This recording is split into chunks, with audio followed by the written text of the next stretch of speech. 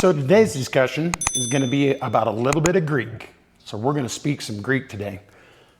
What are we talking about? We're talking about a couple of words that actually have Greek origins that we use in this industry to describe a couple behaviors. Hey, welcome to CS Auto Tech and Detailing. My name's Conway. This is my channel. And today we're going to cover two terms called hydrophobic and hydrophilic. What we're going to talk about is these two words and what they mean and how to associate them to what we're talking about. So let's talk about each word independently. They're Greek words. Hydrophobic, which in Greek means the fear of water. Hydrophilic, which means in Greek, the love of water. So you have two different things that you're dealing with where you've got either a hydrophobic situation or you've got a hydrophilic situation. Now, I've seen some people use the term hydrophilic when they believe coating is going bad, and that is correct, and they think sheeting is a hydrophilic behavior. Sheeting is actually a hydrophobic behavior. Anything that has to do with rejection of water off of the panel is considered a hydrophobic behavior, whether it's streaming, sheeting, beading, microbeads, all of that. That's all a source of hydrophobic behavior. Now, hydrophilic behavior is where a surface of the panel cannot sheet or deliver the water off the panel. It sticks, it stays, it floods the panel. You'll notice the panel stays wet extra long or even infinitely until it dries. So those are the two different terms that we're going to use is hydrophobic and hydrophilic. So let's take a look together at a couple of hydrophobic and hydrophilic situations.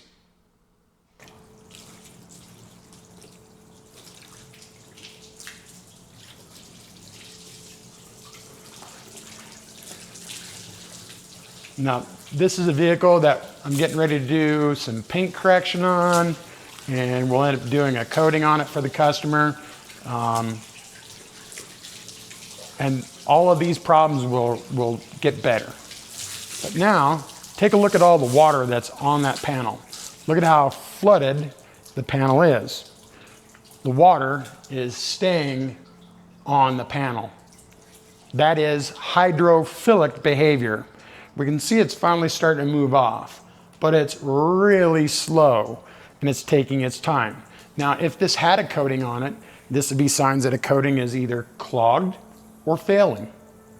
And we could do things to try and bring back a coating, or something like that to see if it's clogged.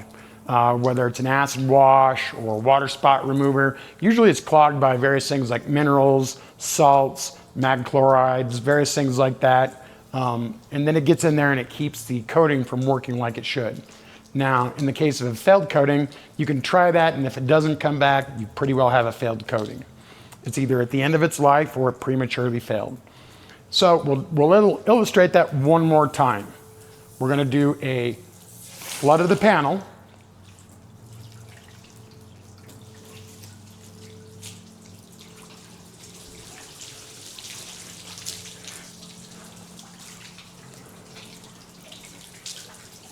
And again, we can watch the water behavior stay stuck to that panel like it's glued to it. It loves that water. It's hydrophilic. Now, the reason it's hydrophilic is because the barrier area between the hood, either there's contaminants, the paint is in poor condition, the surface between the paint and the water, the contact angle is enough to grab it. So usually when you're polishing, you're removing contaminants, you're decontaminating, then you're doing the paint correction or polishing, you're getting the surface prepped, then you get a coating on it, changes the contact angle, which changes the way the water behavior happens, which makes it hydrophobic, wants to run off there, bead up, sheet off, river off, stream off, all those terms are ways to define hydrophobic behavior. All right. So now we know that hydrophilic behavior, what it looks like, what we should see. Hydrophilic behavior is not sheeting. Sheeting is a form of hydrophobic behavior. So if somebody says their coating is sheeting, well, that means it should be working. Sheeting is not what I just showed you. The term that this is called flooding. So if the panel stays like that, that panel's flooded. That's not sheeting, that's flooded. Sheeting means the water is like rapidly sheeting off of the panel. So let's move on to hydrophobic behaviors. So for the purposes of today's video, what I went ahead and did was dried off the panel. After the panel was dried, I applied to the dry panel a spray ceramic sealant. After doing that, I wiped it down, rubbed it in, buffed it out, and now we've got a very glossy, shiny, clean looking, nice panel. Yes, I'm going to have to polish it all off and clean it all up and stuff like that to do the ceramic coating on it, but not a big deal. For today's purposes, this is what we're doing. I wanted to put this on here to illustrate a hydrophobic surface.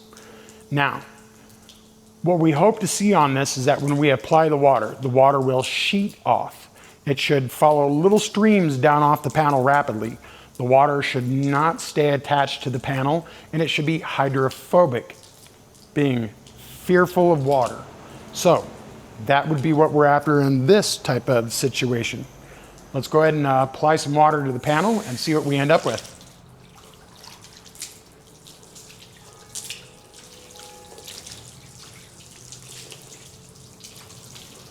Now let's take a look at the water behavior now. As I apply water to it, I'm flooding the panel again. And then we should be able to see the water just sheeting off. Look at how this is rapidly just coming off there. Water is almost all off the panel. Now this is dry, completely dry. See where I'm putting my hands? There's no water tracks and traces. Earlier in the video, when I was doing that, you could see where the water would trace all over the panel and stay there. Now, if I flood that, now watch, I'll go ahead and do the same thing. Look at how it's actually leaving the panel, and we've got now, by me disturbing that, we've got beading. See these drips and everything running off. Now if I do that and I disturb the water, it actually starts to either bead or it starts to form larger components and run off the panel. So we'll flood it one more time. We'll get that flooded panel with water and have it saturated. Okay, you can see the water. I'm going to try and bring you in closer.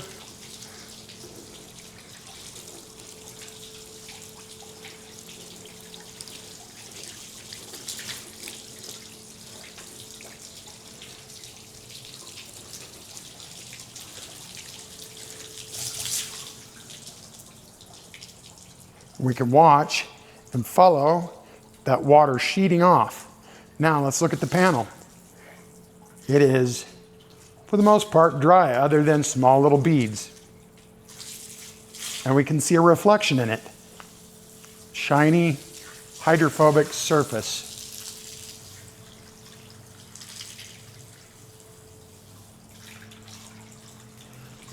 In fact, the surface that we're seeing here gives us a reflection of the light. Now, that is sheeting. Sheeting is what I would consider a high performance version of hydrophobics.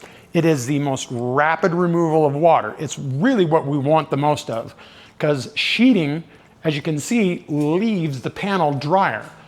Why is that a benefit? It's a benefit because then we don't have dirt particles and other things like that that get onto the surface and then all of a sudden stay on the surface as the water dries up on the surface. One of the issues with beading is that if it stays on the surface and it doesn't come off, it will attract dirt as dirt blows around in the air or as you drive, and that dirt then adheres to the surface and stays and leaves little specks of dirt all over. So that's why sheeting is actually superior to beading. Now, we'll spray this with a mist and we'll show the beading phenomena.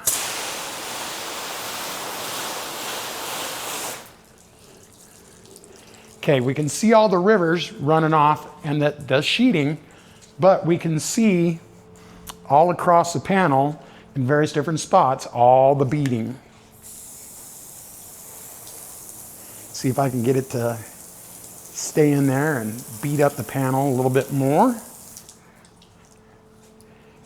So, right there you go. So that's beading.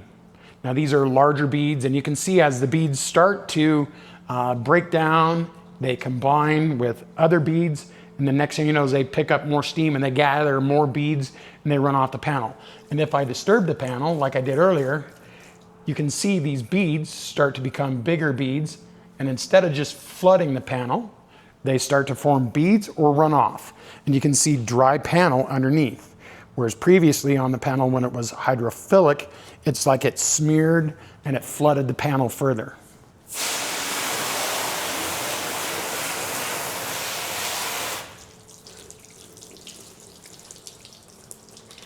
All right, so I think we've got it covered as far as hydrophilic and hydrophobic and the differences and the definitions and what they are. I'll try and actually bring you over here and we'll look at a spot where there might be some even better beading effect going on. There we go. Now this is the beading that we speak of that a lot of people really love because it looks cool. And beading is really cool, and beading is very hydrophobic. And a lot of people love how it looks. But I think a lot of people get caught up in that part of it instead of the performance part of it, with sheeting being the actual true performer in a hydrophobic behavior. Because sheeting is what really cleans the panel, removes it. When you talk about a coating that's self-cleaning, we want it to be sheeting because that's what helps pull that off and keep the dirt and everything off the panel. Beading does not add to that focus as far as that goes. Now there's one other thing I want to bring up about a panel that is hydrophobic. And that is that a hydrophobic panel can actually be blown off easier than a hydrophilic panel. You can't blow off a hydrophobic panel for nothing, or a hydrophilic panel for nothing. A hydrophobic panel will blow off easy. If we watch, I can apply air. And I'm not applying much air, this is just a very little bit.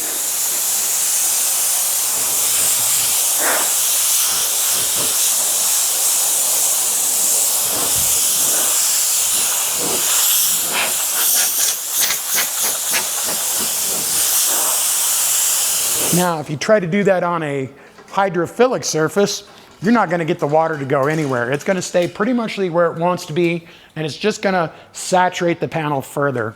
It's not going to do anything for the benefits of the panel to clean off or clear off or any of that. So, all right. So it's currently snowing today, actually. Amazing. It was just a couple of days ago, it was like 85 degrees, and now we're getting snow. So you can see, I mean, it's not like a huge amount of snow up in the mountains. I've got rumors or, reports from friends that live up there. There are 12 inches of snow. Down here in the lower levels, I mean, we're just getting a little bit. But what I wanted to show you is the water behavior on the hood of this vehicle.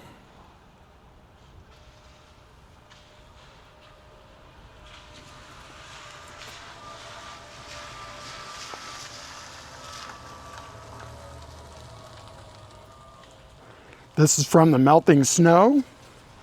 This does have a coating on it. In fact, this has the Fine Labs Odin that's in combination with Thor. But as you can see, it's got great hydrophobic properties. And if I blow on it, you can see it pretty well and I barely even blew on it.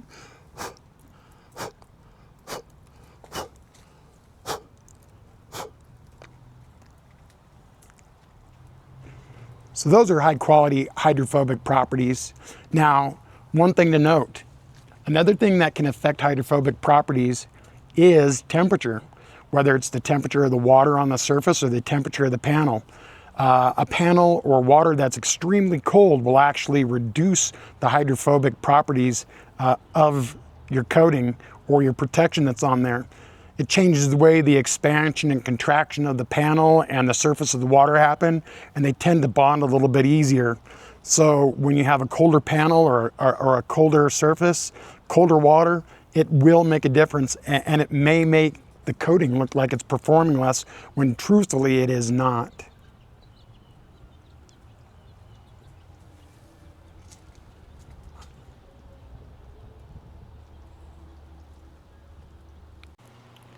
All right, now that we've gone over those examples and we've talked about the hydrophobic and the hydrophilic behaviors, hopefully that helps people in knowing the differences between the two and what to look for on their own surfaces that they're looking at, and maybe determine whether you need to use something to help bring back the performance in your coating, or maybe you need to replace the coating, or maybe you need to just apply more temporary protection to the surface.